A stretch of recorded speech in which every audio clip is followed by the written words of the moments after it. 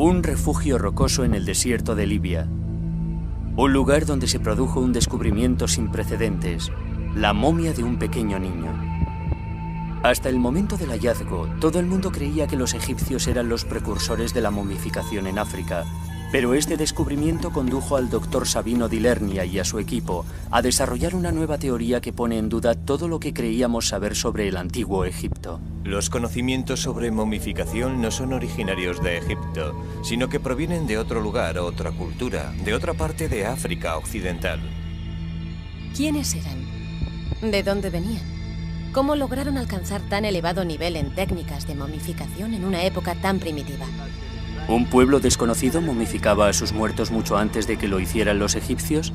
Este niño ha sido la clave para descubrirnos una cultura africana perdida desde hace mucho tiempo.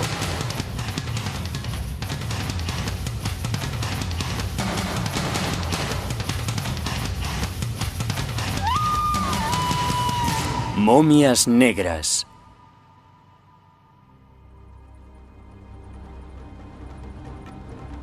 El Sáhara es el mayor desierto del mundo.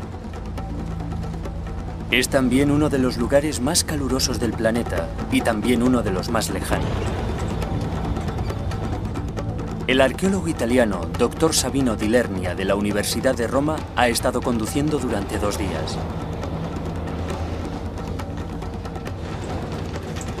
Se dirige al macizo de la Cacus, al sudoeste de Libia, un país norteafricano. Al oeste está Argelia y al este Egipto.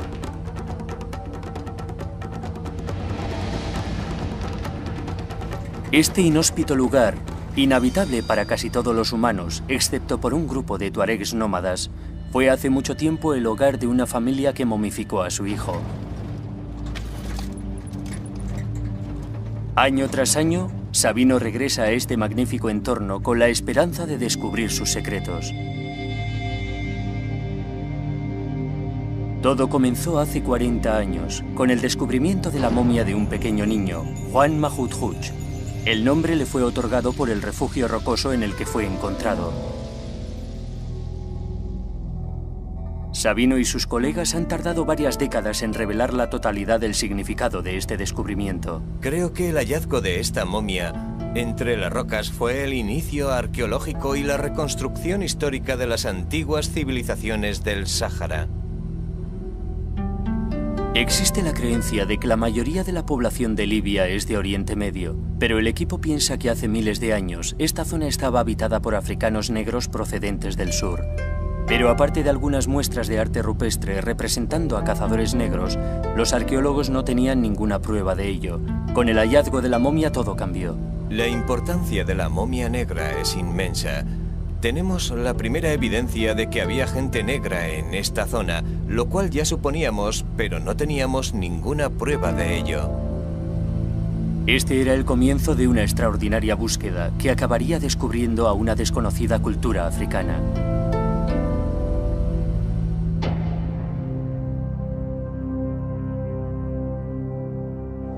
El refugio rocoso de Juan Mahudhuch es un lugar sencillo, un saliente con la anchura justa para proporcionar una sombra del sol de mediodía.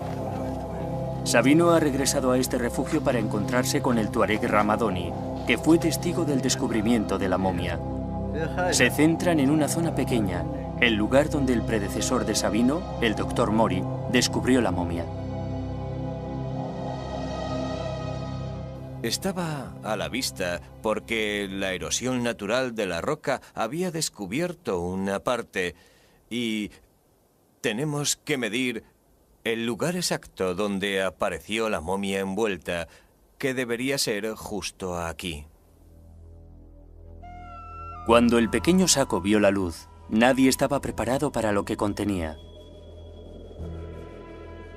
Abrieron el saco y encontraron dentro a una momia. Fue realmente increíble. Poco después de su muerte, este niño fue colocado en posición fetal, después embalsamado y colocado en un saco de piel de antílope. El saco fue aislado por una capa de hojas. Esta meticulosa preparación protegió su pequeño cuerpo de los elementos externos durante los siguientes 5500 años. El arqueólogo italiano supo que había encontrado una prueba importante. La forma del cráneo del niño sugería que era de raza negra, y si lo era, podría significar una revolución en la historia de la momificación en África. Necesitaban asegurarse. Después de un tortuoso viaje a camello de 10 días al pueblo más cercano, portando la delicada carga, el equipo regresó a Roma para analizar a la momia.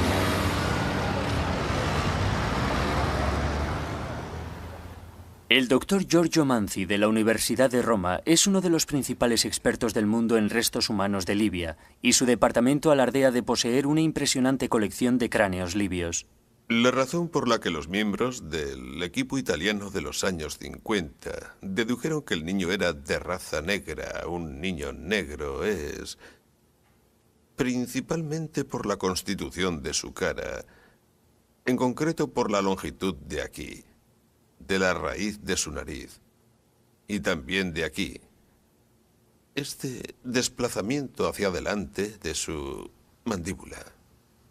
Los dientes de la momia también revelaron la edad del niño a su muerte. Cuando el equipo italiano examinó por primera vez al niño Mahmoud Hooch, le miraron los dientes y descubrieron que era muy joven. Era fácil determinar su edad exacta mirando los dientes que todavía salían del hueso y los alvéolos a través de los rayos X. El equipo estableció que Juan Mahmoud Hooch era negro y tenía 2 años y medio de edad cuando murió. Pero lo que resultó ser asombroso fueron los resultados del carbono 14. Juan Mahmoud Hooch tenía 5.600 años de antigüedad. Esto lo convertía en la momia más antigua jamás encontrada en África. Pero, ¿cuál era su procedencia? ¿Quién había momificado a este niño 1000 años antes de que supuestamente los egipcios inventasen la momificación en África?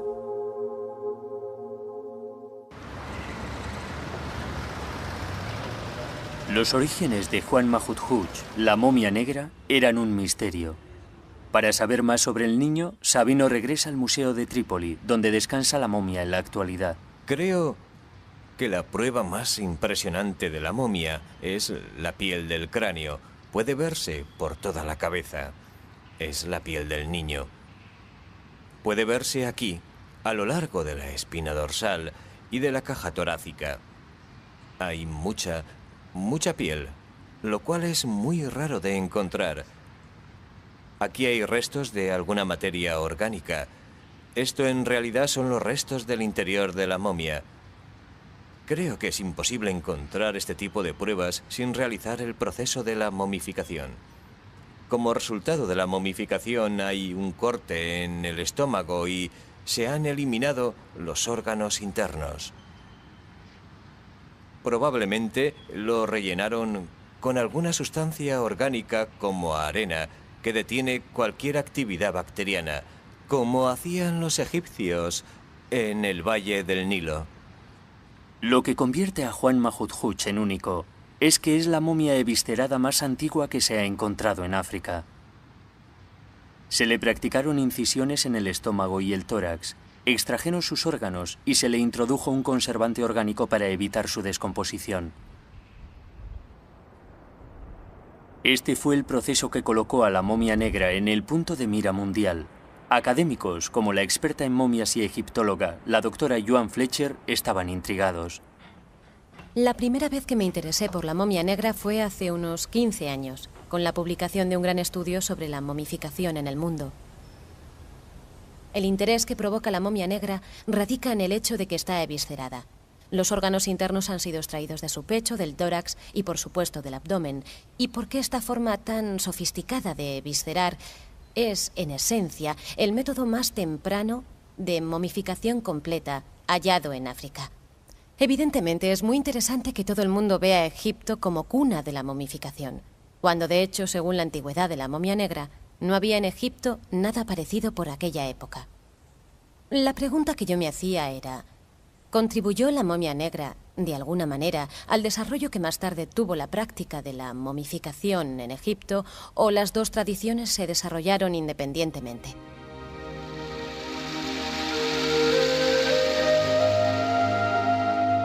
La tradición popular nos indica que Egipto es la única civilización milenaria de África.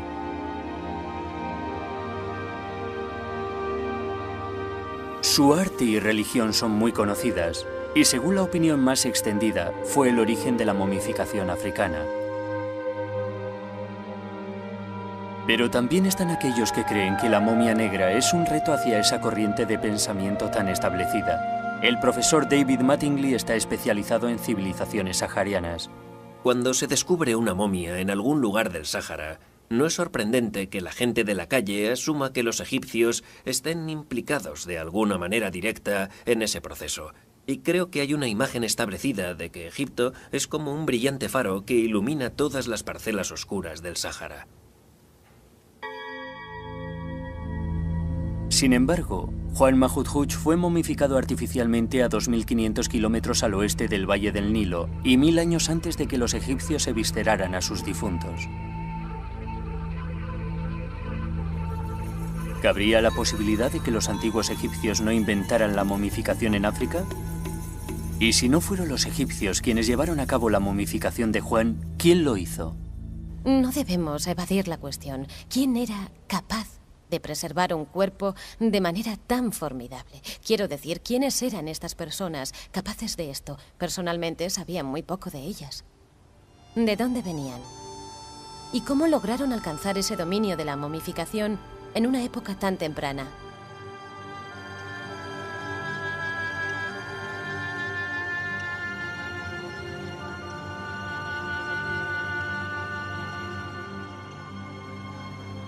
Sabino di Lernia ha estado investigando sobre Juan Mahmud y su pueblo durante los últimos 12 años.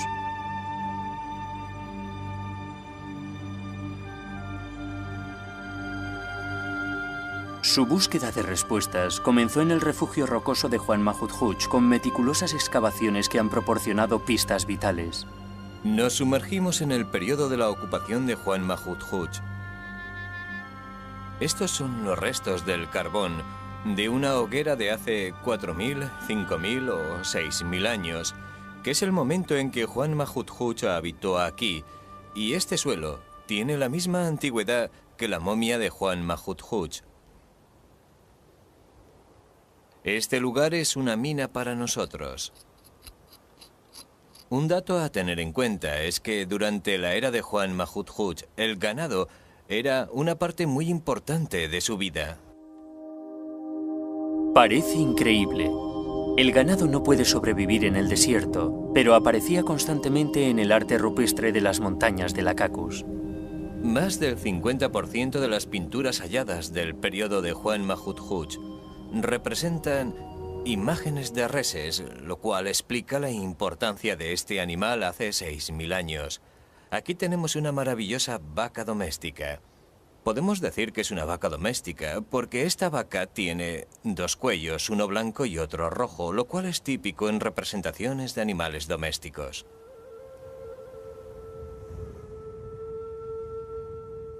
Vacas y cabras.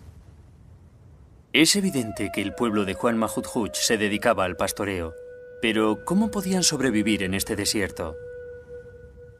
Los restos hallados de una simple planta proporcionaron la primera pista. El hogar de Juan Mahmud era hace años muy diferente. Encontramos restos de polen de la planta de tef existentes en la era de Juan Mahmud, hace más de 5.000 o 5.500 años. Estas plantas crecieron aquí, pero requieren una gran cantidad de agua.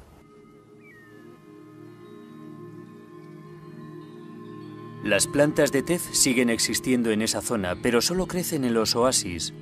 Era casi imposible imaginárselo. Pero, ¿era creíble la idea de que este lugar fuese alguna vez un vergel? Había llegado el momento de que los climatólogos proporcionaran algunas respuestas. 3, 2, 1, contacto. Despegue. Uno de los satélites de la NASA atrajo la atención del Dr. Kevin White sobre el Sáhara. Ahora dirige a su equipo en la Universidad Inglesa de Reading y utiliza la última tecnología para estudiar los hábitats de la antigüedad. Los científicos de la NASA estaban observando imágenes de los desiertos occidentales como parte de sus estudios sobre la superficie de Marte por la semejanza que guardan.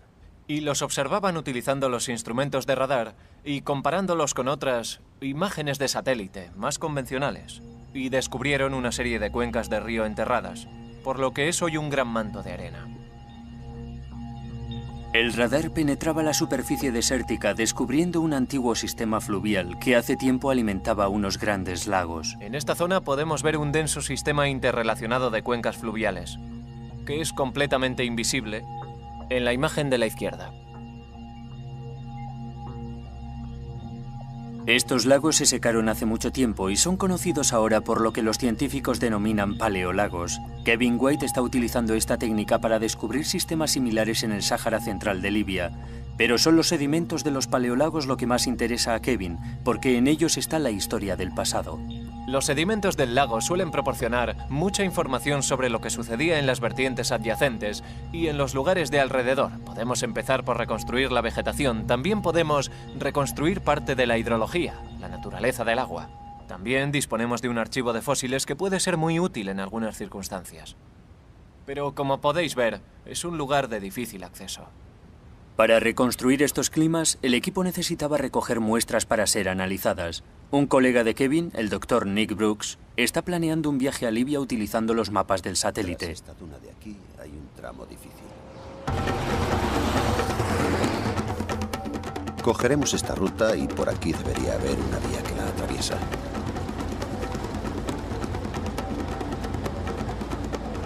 Esta superficie es fácil. Solo queda un tramo complicado, este de aquí. Y después alcanzaremos esta zona cruzando a través de esta vía, subiendo esta duna. Y si conseguimos llegar hasta este punto, ya es todo cuesta abajo por esta ladera. Mirad ahí. ¡Esto es un paleolago! Sabemos que hubo gente viviendo en esta zona durante la época de Juan Mahmud porque hemos encontrado cerámica y herramientas de piedra de ese período.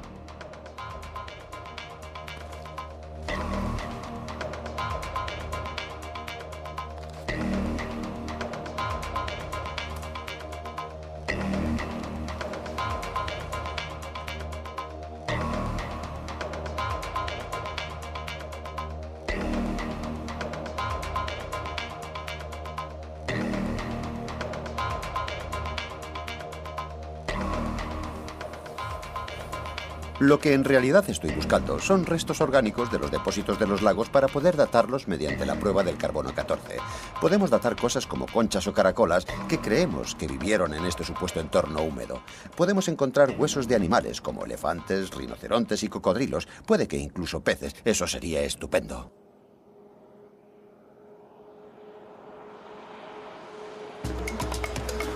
Seguiremos esa ruta. Nick y Sabino son colegas. Se dirigen hacia el lecho de un río seco que está a unas horas del refugio donde encontraron a Juan Mahmud. Es posible que las pruebas que encuentren en este lugar sean la evidencia de que esta zona fue una vez muy distinta. ¿Cuál es de todos los grabados tu favorito? De todos los grabados que hay en Wadi Martin Duch. ¿Mi favorito? Sí.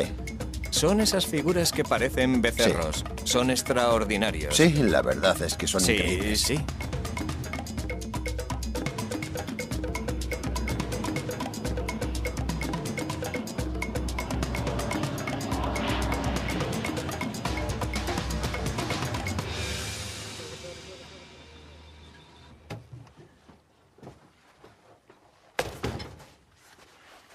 Martin Duch es uno de los yacimientos de arte rupestre más famosos de África.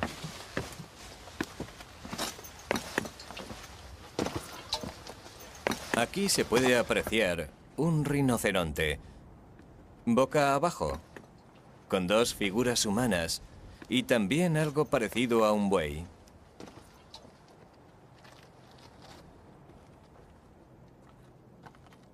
Hay muchos animales. Hay un elefante y 2 o 3 jirafas. Y hay muchos detalles. Sí, es bastante complejo. Está muy bien. La jirafa es impresionante. Es una pena que haya perdido el hocico, pero está muy lograda. Sí, y estos 3... Sí, por supuesto, son estupendos. Están esos que representan figuras de reses. Y mi favorito es aquel del rincón, que creo que es una obra maestra del arte rupestre, en la zona de Wadi Martin Duch. Mira, aquí abajo está el hocico de la jirafa. ¿De verdad? Sí, eso parece. Ah, sí, ya la Ahí veo. está. Sí, sí, No tienes podía estar razón. muy lejos. Es una figura enigmática. Sí. Todos los animales que están aquí representados viven solo en la sabana, pero fue en la siguiente talla donde encontraron la pista. Esta es una de las tallas de arte rupestre más famosas de Wadi Martin Dutch.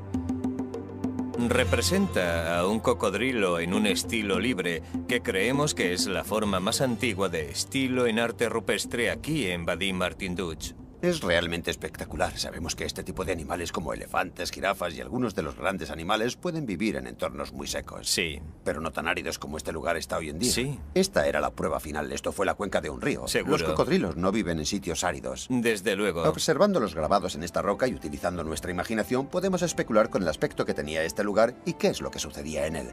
Probablemente estaríamos de pie junto a la orilla de un río, que podría ser un río estacional o algo parecido.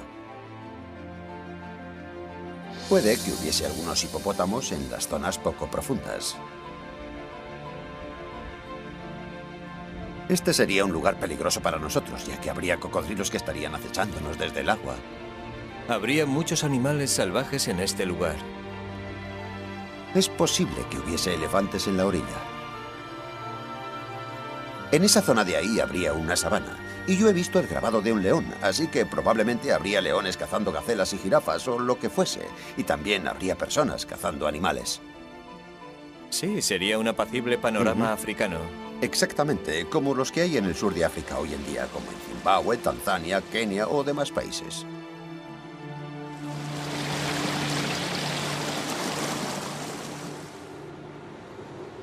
En el Sáhara que conocemos hoy, ese jardín del Edén de la época de Juan Mahmud Hooch solo existe en nuestra imaginación.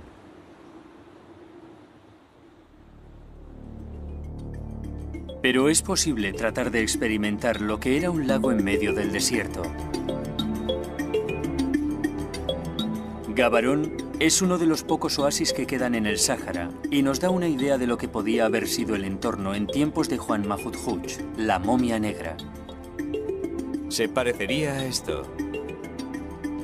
A la orilla del río crecen fósiles vivientes que nos transportan en el tiempo. Esta vegetación, Nick, es la misma que encontramos en el refugio rocoso de Juan Mahmud Hooch. Esos granos de polen que encontramos en las excavaciones, que tenían 5.500 años, es la misma vegetación que hay aquí. Eso significa que en tiempos de la momia de Juan Mahmud Hooch había este tipo de plantas o este tipo de entorno. Sí. Eso significa que en los alrededores del refugio había gran cantidad de agua. Entonces este fósil es una reliquia. Sí, es una reliquia del pasado. Sí.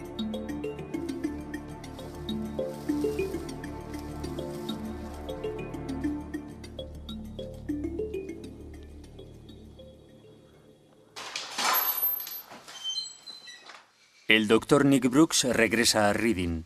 El análisis del clima en esa época le ha proporcionado a Kevin suficiente información para reproducir un modelo medioambiental de hace 10.000 años. Déjame terminar con este pequeño paisaje de aquí y te enseño lo que tenemos. Es muy emocionante. Muy bien, vamos a ver. El lago está reproducido de acuerdo con los datos que tenemos. Nos sumergimos en las arenas profundas que hay aquí. Es más fácil volar que conducir sobre él. Y aquí es mucho más rápido. El modelo nos traslada del árido presente a los tiempos de Juan Mahmud Hooch, cuando el clima del Sáhara era totalmente distinto, cubriendo sus dunas con vegetación y convirtiendo sus valles en lagos.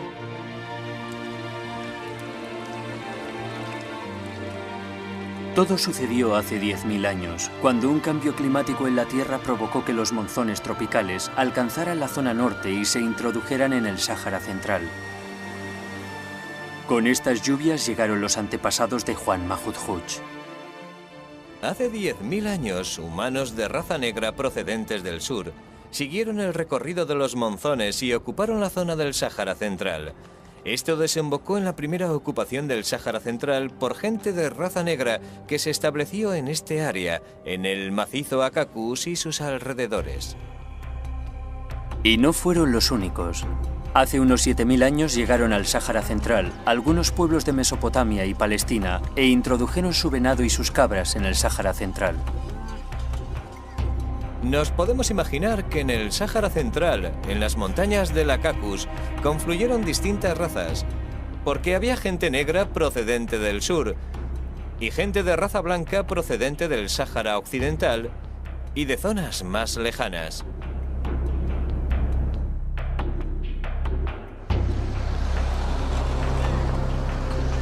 Hoy en día podemos apreciar en Libia el legado de esta mezcla. Cuando paseo por Libia, siempre me impresiona la increíble diversidad humana que uno se encuentra y que se refleja ampliamente en una zona, que es como un cruce de caminos, en donde Libia une al Mediterráneo con tierras del Sáhara. Libia ha sido un punto de encuentro de distintos pueblos a lo largo de toda la historia, pero es verdaderamente sorprendente ver que esa cualidad se remonta a tiempos tan lejanos, entremezclando a blancos del Mediterráneo con negros del Sáhara. Eso se aprecia claramente en este estudio del Sáhara Central. Esta diversidad étnica da explicación a algunas de las intrigantes imágenes de arte rupestre que Sabino no acababa de entender. Las caras de estas personas no eran negras como las de Juan Mahmud, sino blancas, como se puede comprobar mirando el perfil de esta cara y su fisonomía.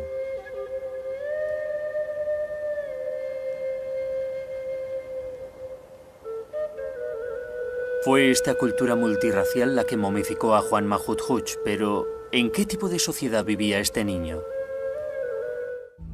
Una de las pistas importantes a seguir era el collar de cáscara de huevo de avestruz que la momia llevaba intacto cuando la descubrieron. Todavía conservamos algunas de las piezas de ese collar de huevo de avestruz. En las civilizaciones antiguas, la inclusión de bienes sepulcrales indicaba la realización de un ritual y ceremonia, y el proceso de momificación sugería algo más. A pesar de que Juan Mahmud es la única momia completamente sahariana que se ha encontrado jamás, probablemente este pueblo había estado momificando a sus difuntos durante cientos o miles de años antes de que este niño muriera. Lo que es interesante de la momia negra es la sofisticada forma de visceración que le practicaron. Estamos ante un muy elaborado proceso de momificación, que desde luego no pudo haber aparecido de repente. Evidentemente, las momias negras son el resultado de un desarrollo muy complejo que emplea técnicas altamente especializadas. ¿Momificaron a Juan Mahmud porque era alguien especial? Podemos decir que la familia de Juan Mahmud no era especialmente rica o poderosa. De hecho, este tipo de antigua sociedad era bastante igualitaria en su organización social. El hecho de que haya sido momificado un niño tan pequeño, empleando tanto cuidado y atención, nos sugiere que en esta sociedad no se juzgaba a sus individuos por sus logros o méritos personales. Por lo tanto, sus gentes momificaban a aquellos miembros de la sociedad que con frecuencia eran considerados los menos importantes, como por ejemplo los niños, con la esperanza de que volvieran a vivir una vida de ultratumba. Y creo que eso nos dice mucho de estas personas. Este acto conlleva mucha compasión y amor. Lo evidencia el deseo de que este proceso mantenga al niño difunto cerca de ellos para toda la eternidad. Pero fue la fecha en la que Juan Mahmud fue momificado la que planteó la cuestión. ¿Empezó la momificación africana aquí, en el Sáhara Central? Hemos comprobado que en este lugar vivían los que realizaron la momificación más antigua de África, de unos 5000 años de antigüedad, y que al menos es 1000 años más antigua que las momias egipcias. Esto quiere decir que el proceso de momificación, los conocimientos sobre la momificación, no nacieron en Egipto, y aquí tenemos las primeras pruebas. Es muy tentador sugerir que había algún tipo de movimiento o de corriente ideológica del Sáhara Central que se extendía hacia el Valle del Nilo. Es una conclusión muy tentadora, pero como arqueólogo necesito pruebas más fiables de ello. Sabino sabía que muchos de los descendientes de la momia negra habían sido obligados a emigrar del Sáhara Central solo 500 años después de su muerte. Los estudios climáticos confirman otro cambio medioambiental hace 5.000 años, devolviendo al Sáhara a su árido aspecto actual. De nuevo tenemos que imaginarnos que la era prehistórica estaba afectada por multitud de cambios climáticos, y los cambios climáticos tendían a ser muy calientes en esta parte de África. Hace 6.000 años, o puede que 5.000 años, hubo una crisis árida y la gente tuvo que emigrar. ¿Era entonces posible que el pueblo de Juan Mahudhuch emigrara al fértil valle del Nilo, llevando consigo los conocimientos sobre momificación? ¿O las dos tradiciones se desarrollaron independientemente?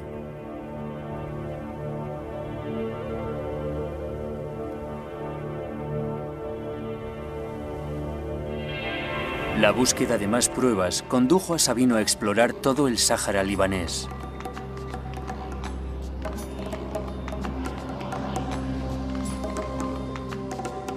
¿Existía una conexión entre esta cultura del Sáhara y las sociedades egipcias del Valle del Nilo? Y lo más intrigante era si había otras innovaciones procedentes del Sáhara que hubieran influido en el antiguo Egipto. La investigación llevó años, pero finalmente encontró la primera pista. Un montón de piedras aparentemente ordinarias que se extendían por una planicie llamada Mesak, a unos 100 kilómetros del refugio rocoso de Juan Mahudhuch. Fue como encontrar una aguja en un pajar.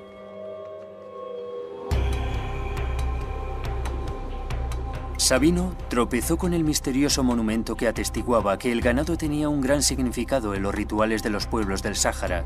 Esto implicaba un sacrificio sangriento, y aquí estaba la prueba de ello. Encontramos este grabado representando al venado, y cuando lo descubrí, algo me dijo que probablemente este monumento tenía algo que ver con el culto animal. Así que decidí excavar en este lugar y encontramos huesos de vacas y carbón. Era la primera prueba sólida, una prueba arqueológica de que existía un tipo de ritual conectado al culto del ganado. Los huesos encontrados databan de la misma época que Juan Mahudhuch y estaban enterrados en un monumento de piedras circular de unos 3 metros de diámetro y contenía piezas de cerámica como ofrendas rituales. Los descubrimientos en Libia de las zonas rituales donde las culturas saharianas sacrificaban reses sagradas me recuerda a las prácticas que más tarde se darían en el Egipto faraónico, donde encontramos que el ganado era sacrificado en rituales dentro de los templos y era ofrecido a los dioses habitualmente en forma de ofrendas sagradas. Pero también se ofrecían en los cultos funerarios, cuando a las momias humanas se les daba finalmente sepultura. El momento álgido de un ritual funerario era cuando se ofrecía la pata delantera de una vaca al difunto.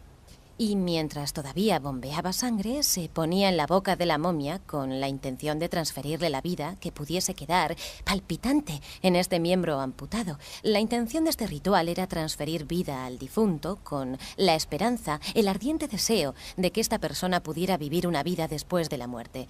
El ganado tenía la función de transmitir un poder sagrado, un conocimiento sagrado o, si lo prefiere, sagrada energía a los humanos muertos.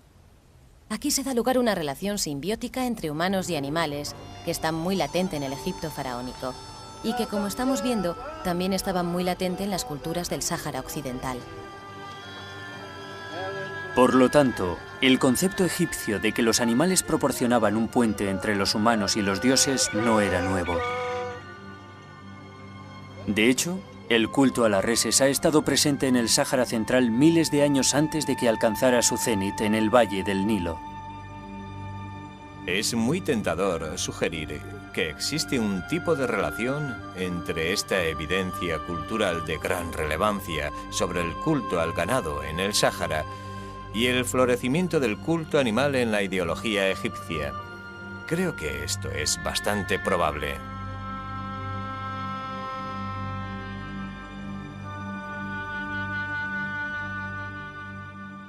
Sabino ha demostrado que tanto la momificación como el culto animal de Egipto era originario de las sociedades del Sáhara Central.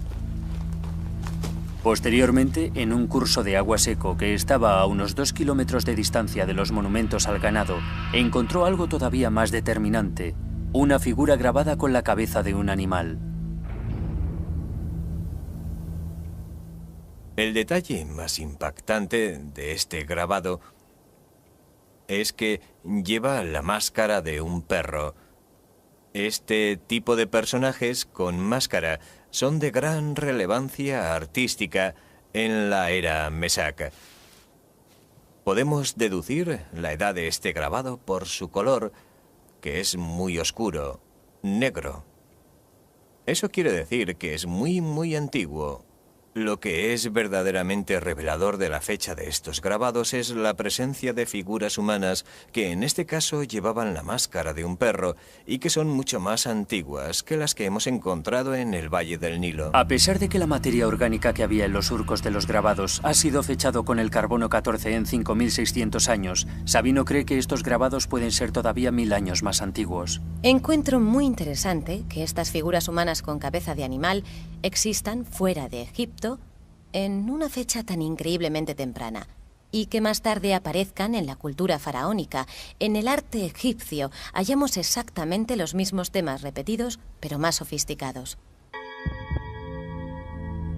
El dios egipcio Anubis se ha convertido en uno de los símbolos más conocidos del antiguo Egipto. Este es Anubis, el antiguo dios egipcio de los embalsamados y guardián de los difuntos. Su imagen fue utilizada en máscaras por los antiguos egipcios, como la que estamos viendo ahora, para ser utilizada en los rituales sagrados de los funerales. En los ritos funerarios, uno de los sacerdotes se pondría una máscara exacta a esta y procedería a los rituales mágicos que permitirían al difunto vivir de nuevo en el más allá. Encuentro verdaderamente fascinante que en las culturas saharianas hayamos encontrado petroglifos de seres humanos llevando máscaras de chacal. Son casi como las figuras con cabeza de perro, y esto por lo menos 1000 años antes de la aparición de Anubis en la mitología del antiguo Egipto. Por lo tanto, la aparición del culto animal y las representaciones humanas con cabeza animal en las sociedades del Sáhara Central se dieron lugar mucho antes de que lo hiciera en el Valle del Nilo. Pero ¿cómo pudo una pequeña y oscura sociedad tener tanta influencia? Los arqueólogos necesitaban saber si la cultura de Juan Mahmud se había extendido hacia el extremo sudoeste de Libia. La respuesta a esta pregunta estaba a 800 kilómetros al sur, lo que hoy en día es Nigeria. En los años 80, los arqueólogos franceses descubrieron cerámica, enterramientos humanos y arte rupestre que eran casi exactos a los encontrados en Libia por los italianos. Objetos similares fueron encontrados a lo largo del norte de África. Parecía que esta cultura se extendió mucho más de lo que nunca nadie había imaginado. Aquí está Trípoli. Aquí está el Cairo y el Nilo. Justo en el centro están las montañas del Caucaso. Y tenemos a Argelia, Libia, Egipto, Sudán, Chad, Nigeria y Malí. Esta zona es más grande que Europa, lo que quiere decir que esta gran extensión fue habitada durante la antigüedad por los mismos pueblos de cultura sahariana. La magnitud de esta cultura fue extraordinaria. Se extendió desde el norte de África a Malí y hacia los límites occidentales de Egipto. En muchos aspectos, esta inmensa cultura sahariana no tuvo que desplazarse muy lejos en términos de distancia para influenciar a los pueblos del Valle del Nilo. Prácticamente ya estaban allí, por lo que fue casi un paseo el que tuvieron que dar desde el desierto situado al oeste de Egipto hasta el Valle del Nilo. El cuadro estaba casi completo, pero los arqueólogos necesitaban pruebas de que era esta cultura africana la que había influenciado a Egipto. Necesitaban encontrar pruebas de una conexión directa. Tenían que probar el contacto. Los italianos se volcaron en el objeto que prevalecía en las montañas de la Caucasus, la cerámica. ¿Cómo sería la comparación de la cerámica local sahariana con la que se había encontrado en el Valle del Nilo? En una cueva cercana al refugio rocoso de Juan Mahmud, Sabino descubrió restos de cerámica que se dataron como los más antiguos de África. Todavía podemos apreciar que es una pieza de cerámica que probablemente tenga más de 9000 años. Y está decorada con un dibujo ondulante. Esta pieza es probablemente la más antigua que existe en el mundo.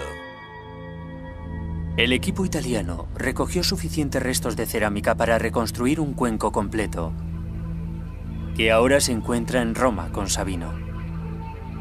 Esta es la pieza de cerámica que encontramos en el yacimiento de Juan Mahmud y es muy típica por el modo en que está decorada. Probablemente tenga unos 6000 años. Este tipo de decoración es producida por la impresión de un palo. Hemos encontrado cerámica decorada de manera idéntica a lo largo de una zona muy amplia. Este no es un cuenco cualquiera. Tiene un inconfundible estilo sahariano. Es completamente diferente a la cerámica sin decorar encontrada cerca del Nilo. Pero las excavaciones en el Valle del Nilo descubrieron que hace 6000 años hubo una increíble influencia de la cerámica muy decorada del Sáhara. Hubo una serie de excavaciones arqueológicas, especialmente las de la zona sudanesa del Valle del Nilo, en donde hallamos cerámica de 10.000, 9.000 y 8.000 años de antigüedad, y de repente encontramos cerámica del Sáhara que es técnicamente muy diferente. Lo cual quiere decir que estos pueblos, o desde mi punto de vista, la comunicación de sus tendencias culturales llegó hasta la zona del sur del Valle del Nilo hace unos 6000 años. ¿Era esta la pieza final del rompecabezas? ¿Habían dado los arqueólogos con la prueba definitiva de que esta cultura sahariana había extendido su influencia por el Valle del Nilo? Y si fue así, ¿cómo sucedió? ¿Qué fue de estas gentes? A pesar de su influencia y sofisticación, ha desaparecido casi cualquier rastro de esta cultura sahariana. Es como si toda su historia hubiese sido literalmente enterrada por las arenas del desierto del Sáhara. Pero los arqueólogos se están asegurando de que sus innovaciones no murieran con ellos.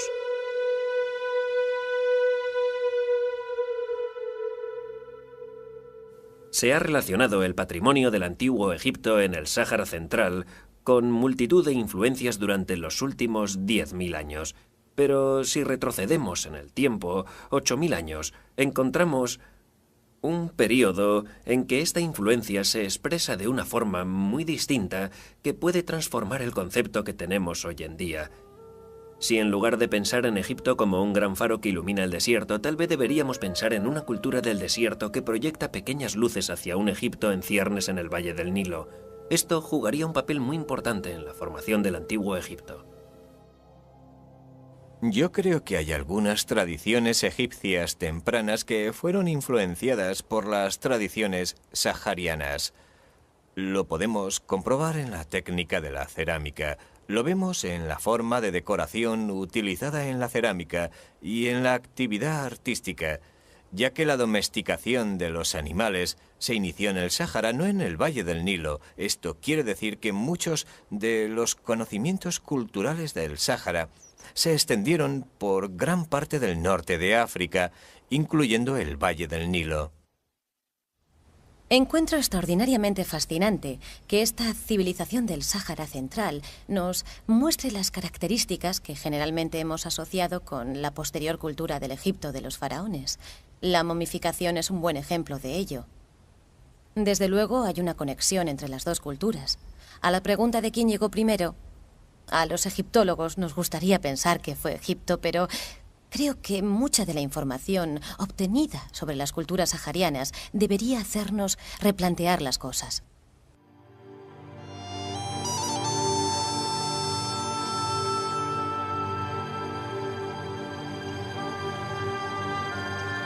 Juan Mahut Hooch fue un niño de 2 años y medio que vivió con su familia en las montañas de Lacacus hace más de 5.500 años. Vivió en una sabana fértil y próspera, pero aún así murió antes de alcanzar los 3 años.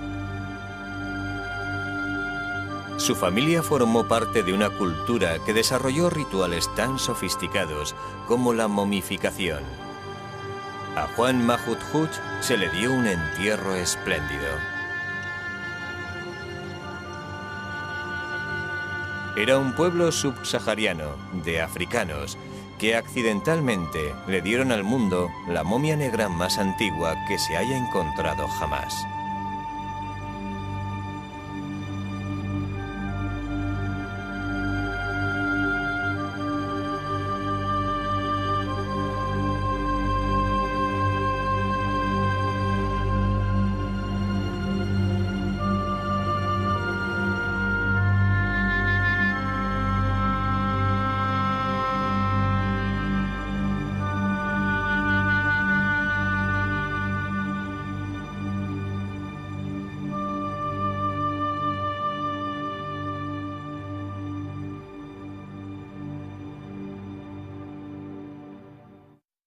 Examinó por primera vez al niño Mahut Hooch. Le miraron los dientes y descubrieron que era muy joven. Era fácil determinar su edad exacta mirando los dientes que todavía salían del hueso y los alvéolos a través de los rayos X. El equipo estableció que Juan Mahut Hooch era negro y tenía 2 años y medio de edad cuando murió. Pero lo que resultó ser asombroso fueron los resultados del carbono 14. Juan Mahut Hooch tenía 5.600 años de antigüedad. Esto lo convertía en la momia más antigua jamás encontrada en África.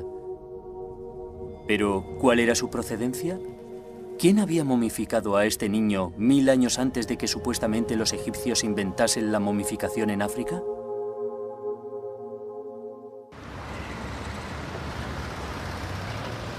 Los orígenes de Juan Mahut Hooch, la momia negra, eran un misterio. Para saber más sobre el niño, Sabino regresa al Museo de Trípoli, donde descansa la momia en la actualidad. Creo que la prueba más impresionante de la momia es la piel del cráneo. Puede verse por toda la cabeza. Es la piel del niño. Puede verse aquí, a lo largo de la espina dorsal y de la caja torácica. Hay mucha piel, lo cual es muy raro de encontrar. Aquí hay restos de alguna materia orgánica. Esto en realidad son los restos del... Este niño fue colocado en posición fetal, después embalsamado y colocado en un saco de piel de antílope. El saco fue aislado por una capa de hojas. Esta meticulosa preparación protegió su pequeño cuerpo de los elementos externos durante los siguientes 5.500 años. El arqueólogo italiano supo que había encontrado una prueba importante.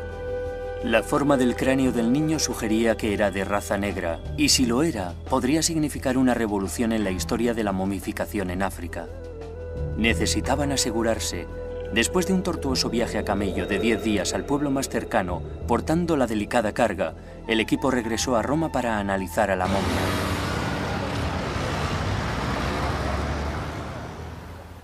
El doctor Giorgio Manzi de la Universidad de Roma es uno de los principales expertos del mundo en restos humanos de Libia, y su departamento alardea de poseer una impresionante colección de cráneos libios.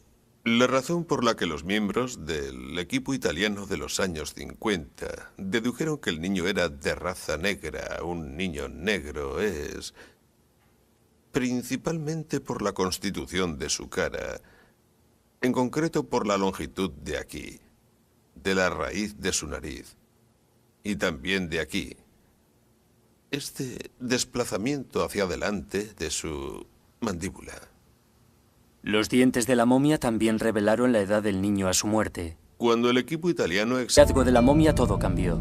La importancia de la momia negra es inmensa.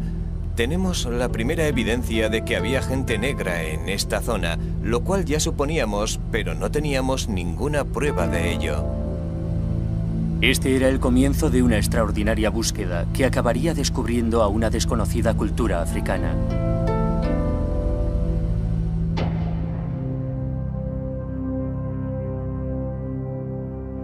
El refugio rocoso de Juan Mahut Hooch es un lugar sencillo, un saliente con la anchura justa para proporcionar una sombra del sol de mediodía. Sabino ha regresado a este refugio para encontrarse con el tuareg Ramadoni, que fue testigo del descubrimiento de la momia. Se centran en una zona pequeña, el lugar donde el predecesor de Sabino, el Dr. Mori, descubrió la momia. Estaba a la vista porque la erosión natural de la roca había descubierto una parte y tenemos que medir el lugar exacto donde apareció la momia envuelta, que debería ser justo aquí. Cuando el pequeño saco vio la luz, nadie estaba preparado para lo que contenía. Abrieron el saco y encontraron dentro a una momia. Fue realmente increíble. Poco después de su muerte, días, se dirige al macizo de la Cacus, al sudoeste de Libia, un país norteafricano. Al oeste está Argelia y al este Egipto.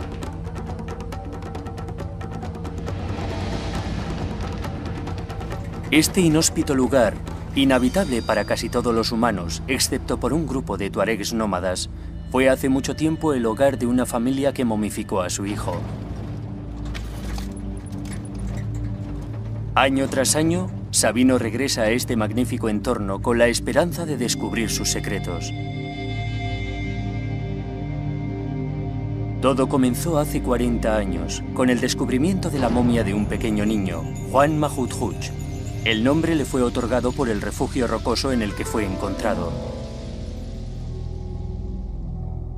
Sabino y sus colegas han tardado varias décadas en revelar la totalidad del significado de este descubrimiento. Creo que el hallazgo de esta momia entre las rocas fue el inicio arqueológico y la reconstrucción histórica de las antiguas civilizaciones del Sáhara. Existe la creencia de que la mayoría de la población de Libia es de Oriente Medio, pero el equipo piensa que hace miles de años esta zona estaba habitada por africanos negros procedentes del sur. Pero aparte de algunas muestras de arte rupestre representando a cazadores negros, los arqueólogos no tenían ninguna prueba de ello. Con el hallazgo, un refugio rocoso en el desierto de Libia. Un lugar donde se produjo un descubrimiento sin precedentes, la momia de un pequeño niño. Hasta el momento del hallazgo, todo el mundo creía que los egipcios eran los precursores de la momificación en África, pero este descubrimiento condujo al Dr. Sabino di Lernia y a su equipo a desarrollar una nueva teoría que pone en duda todo lo que creíamos saber sobre el antiguo Egipto. Los conocimientos sobre momificación no son originarios de Egipto, sino que provienen de otro lugar, otra cultura, de otra parte de África occidental. ¿Quiénes eran? ¿De dónde venían? ¿Cómo lograron alcanzar tan elevado nivel en técnicas de momificación en una época tan primitiva? ¿Un pueblo desconocido momificaba a sus muertos mucho antes de que lo hicieran los egipcios? Este niño ha sido la clave para descubrirnos una cultura africana perdida desde hace mucho tiempo.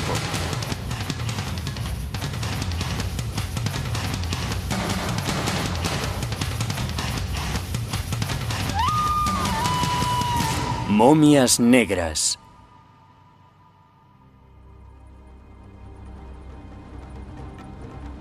El Sáhara es el mayor desierto del mundo. Es también uno de los lugares más calurosos del planeta y también uno de los más lejanos. El arqueólogo italiano Dr. Sabino di Lernia de la Universidad de Roma ha estado conduciendo durante 2